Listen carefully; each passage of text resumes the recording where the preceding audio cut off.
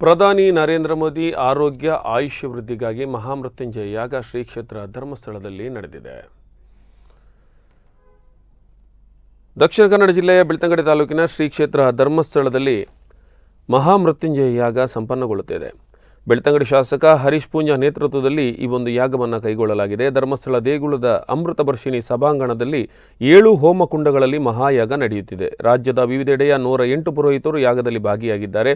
ವೇದಮೂರ್ತಿ ನಾಗೇಂದ್ರ ಭಾರದ್ವಾಜ್ ಸುರತ್ಕಲ್ ಅವರ ಪೌರೋಹಿತ್ಯದಲ್ಲಿ ಯಾಗ ನಡೆಯುತ್ತಿದ್ದು,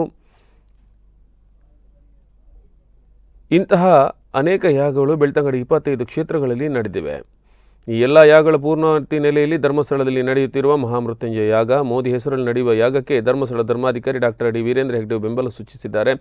ಸಚಿವರಾದ ಈಶ್ವರಪ್ಪ, ಸಿಸಿ ಪಾಟೀಲ್, ಶಶಿಕಲಾ ಜೊಲ್ಲೆ, ಕೋಟ ಶ್ರೀನಿವಾಸ ಪೂಜಾರಿ ಸೇರಿ ಹಲವು ಸಚಿವರು, ಶಾಸಕರು ಯಾಗದಲ್ಲಿ ಭಾಗಿಯಾಗಿದ್ದಾರೆ.